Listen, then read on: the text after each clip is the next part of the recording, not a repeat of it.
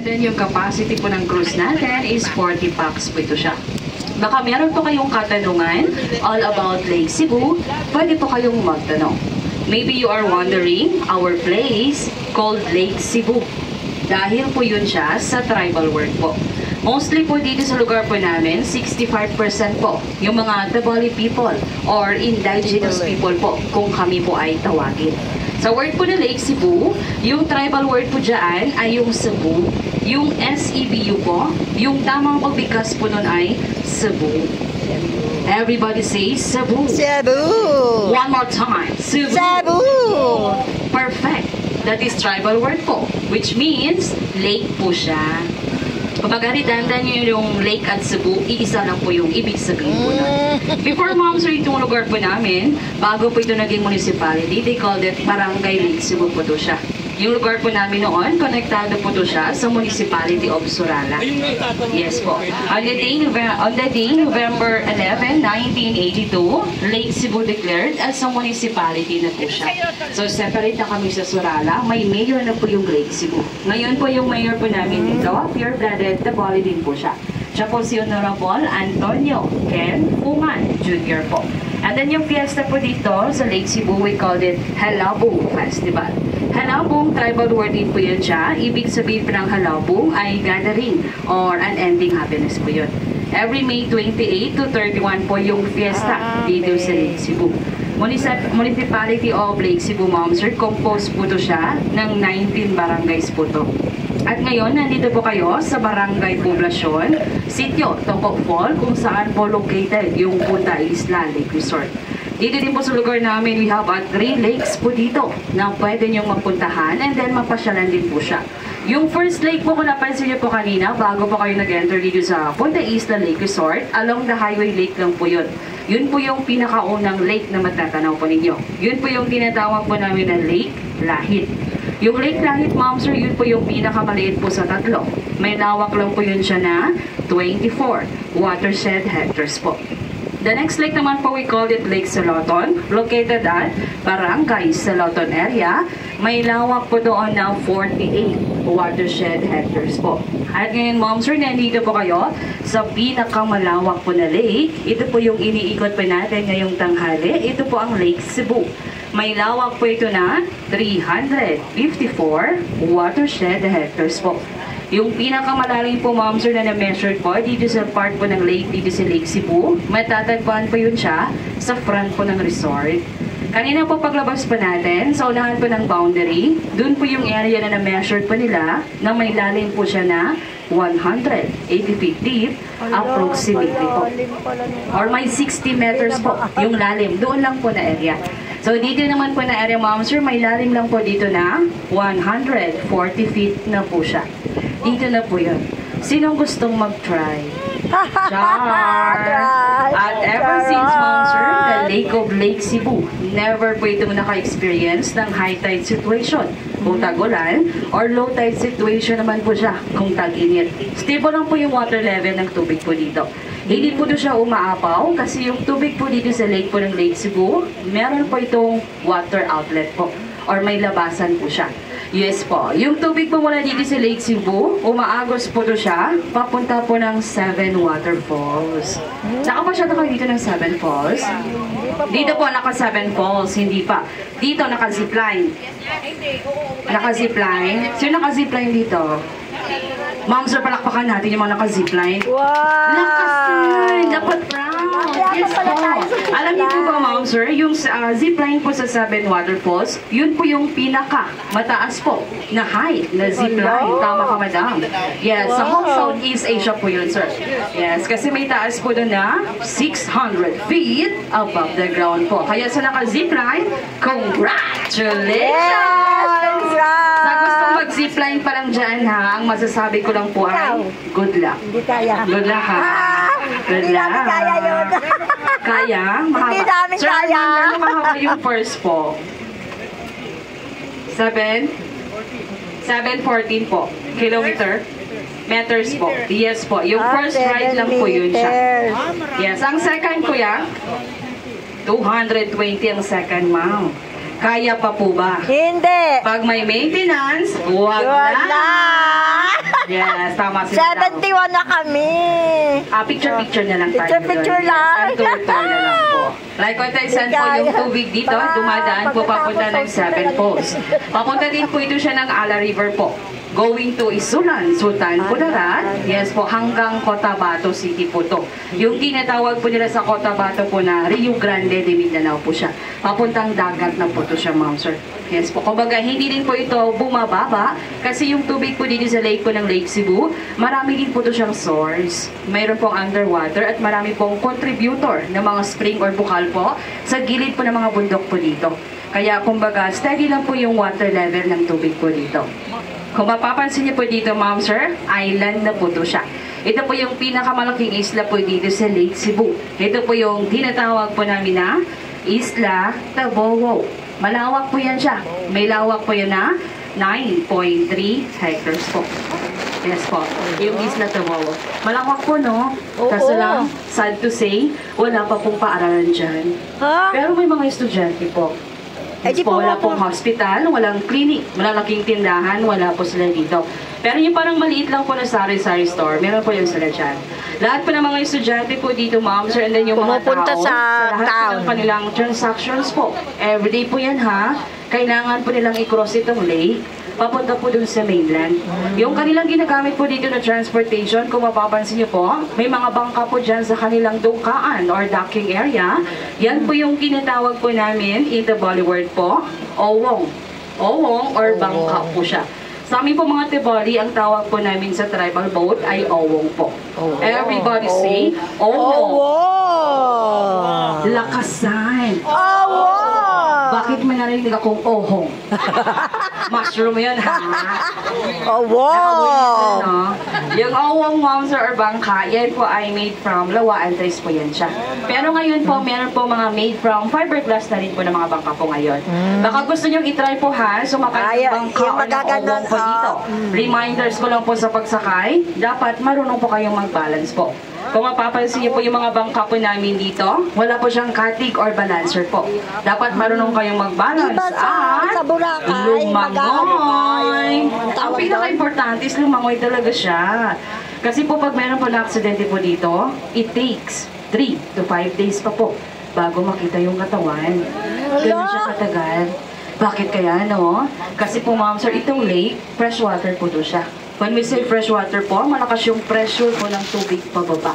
Especially pag hindi po kayo na marunong lumangoy, yung movement ng body nyo, hindi po siya paahon. Yun po, mga 3 to 5 days po siya. Pero sa mga nakaka-afford po dito, yung kanilang ginagamit po dito na transportation, made from fiberglass din po siya. Yun po yung tinatawag po namin na pump boat. Di makina po yun, pang madalian talagang sasakyan po yun nila, mula dito sa isla, papunta po doon sa mainland. Pero sa mga nakaka-afford lang po siya. Kung mapapansin niyo po sa left and right po natin, marami po naka-float na mga kawayan. Mga fish net po yan siya, or fish cages po. Isa din po yung source of income ng mga tao po dito sa Lake Cebu. Yung pag-cultured po ng tilapia. Yes po. Lahat po yan siya, puro cultured na tilapia. Yung capacity po niyan kada box, 1,000 to 1,500 po. The fingerlings of tilapia po yan. Yung pinapakain po yan sa kanila, ma'am sir, halal po yan siya na commercialized feeds. Sa pagpapakain po niyan, 3 times a day po. Umaga, tanghali, and then hapon po siya. And then yung harvestment naman po ay 4 to 6 months po. So 4 to 6 months may 3 or 4 po na piraso ng tilapia. Kada 1 kilo po yun. Regular sizes na po yun siya ng tilapia. Sa inyong pagbalik po dito, ma'am sir, pwede po manguha ng isda dito. Sa labas po ng mga fishnet, maraming isda po dito. Basta may gamit kayong fishing rod or pamingwet, libre lang po manguha. Basta hindi rin po nakakasira dito yung magagamit po ninyong panghuli po sa isda. Sa labas po ng fishnet, ma'am sir, maraming isda dito, katulad po ng pangasius, Korean fish, hito, hollow eye, gurami, native shrimp, native shells, flower horn, may tilapia din po at marami pa pong iba. Sa inyong yes po, may flower horn po dito, ma'am sir. Familiar kayo sa flower horn, ma'am sir? Saan po sila nakikita? Sa aquarium. Aquarium, no? Ma'am, nag-study ka kagabi, no? Nag-google. Nag-google siya, ma'am. Actually, alam niyo po ba, di ba sa inyo, ma'am sir, yung mga flower horn, yung mga color orange, red, yung colorful po siya ng mga isda, is po, Dito po, ma'am sir, dito po sa lake po ng Lake Cebu, we are safe po dito. Wala pong buwaya or crocodile po. Based po sa survey po ng mas matagal na pong naninirahan malapit po dito sa lake, ever since hindi pa po sila dito nakakita ng crocodile. Wala din pong shokoy ha. Walang piranha, pero may sirena. Opo. Yung sirena po dito, ma'am sir, matatagpuan po yun siya sa harapan po ninyo ngayon. Kami ang Serena. Nakita nyo? Yes. Sir, walang buhaya, pero may sirena. Like what I said kanina, ma'am, yung mga flower horn usually naka-display sa aquarium. Dito sa Lake Cebu, naka-display na po yan sila sa kawali po. Paksiw na flower horn na po yung uso po dito. Yes, madam. Kasi yung flower horn dito sa Lake Cebu, ma'am, meron din po dito, ma'am, pag mag-order ka po, pag mag-bili ka lang or naka-reserve ka po, para yung flower horn po na makuha po nila dito sa lake is alive pa siya bago mo i-transfer sa flower horn. Pero yung iba dito, kinakain na po namin. Yes, kasi yung flower horn po dito, ma'am, sir, hindi na po pure na flower horn po ha. May mga crossbreed na po ng tilapia. Kaya, pang-ulam na po sila. Yes. Pwede display, pwede ulam. Ganun po. Ngayon naman, ma'am, sir, ito ngayon naman po ninyo yung iba't ibang instrumento at sayaw po ng aming tribo na ipapakita po namin sa inyo ngayong tanghali together sa aking kasamahan, si Mr. Arman, ang ating musician. This is how we can entertain you and welcome all of you. Palakpakan po natin, ma'am, sir. Yes. Good morning. Yung unang instrumento po na itutugtog sa atin ni Sir Arman, ito po yung tinatawag po namin na kumbing or abang bojo harp. We usually play this during eclipse time to call the moonlight back. Ladies and gentlemen, the sound of kumbing.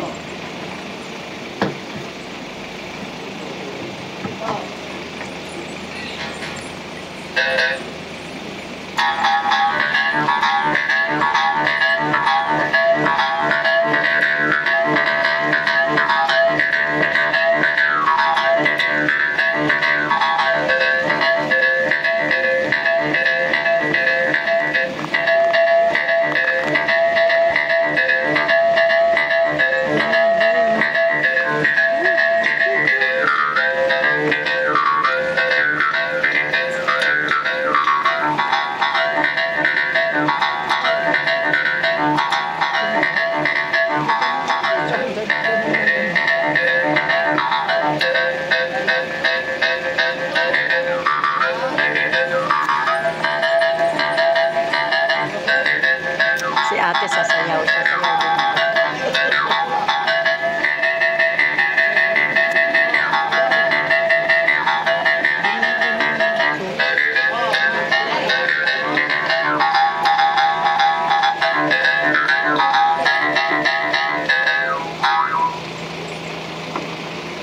Okay, that was the sound of kumbing. The next, the Bali musical instrument naman po. Ito naman po yung tinatawag po namin na slowly or a bamboo flute. The Bali plays slowly to express loneliness po. Especially when you are far from your loved one, families, and friends.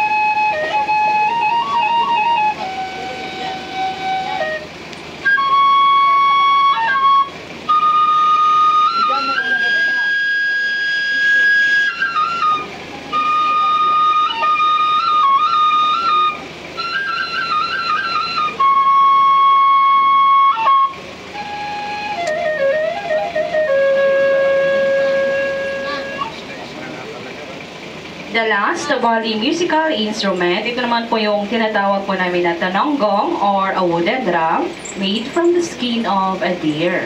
Played to sacrifice during wedding ceremonies, festivals, and rituals.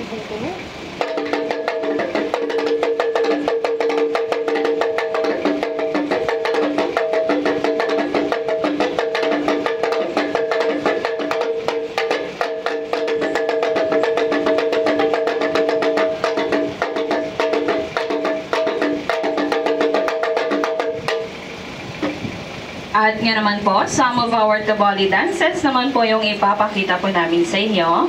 The first Tabali dance, ito po yung tinatawag po namin ng Madal Taho or True Dance po. This dance is imitated from Bao Ikanaban. Si Bao Ikanaban po is the sister of the Tabali legendary hero named Tutpulur. Ladies and gentlemen, the Madal Taho.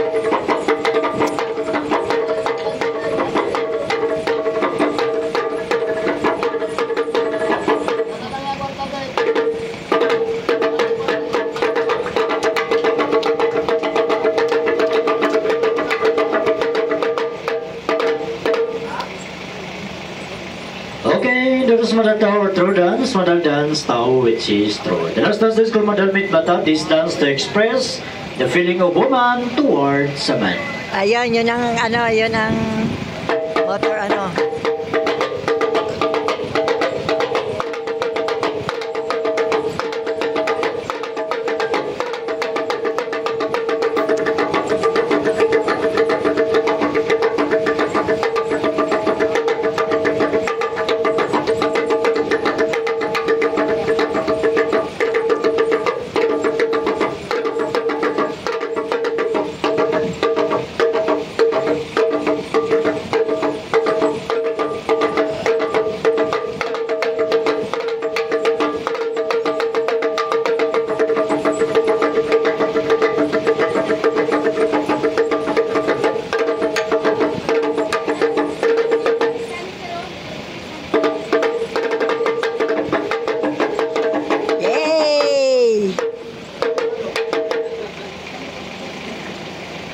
Okay, that is Madal Taho Mitbata. That's our cultural presentation.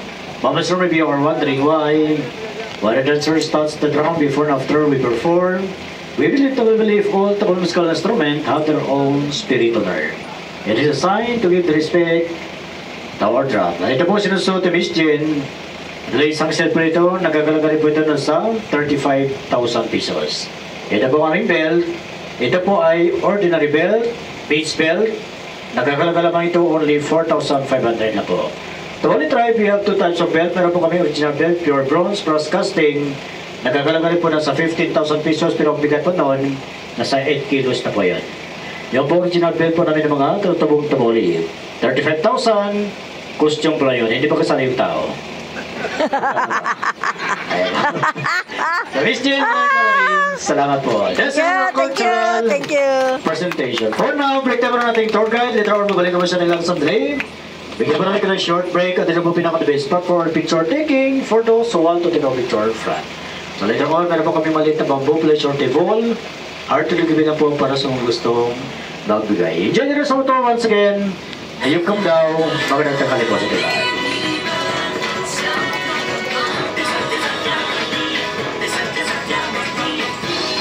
Uy, sinayaw na natin yun. Buti sumayaw kami nung kanina. Sumayaw kami nung kanina, diga.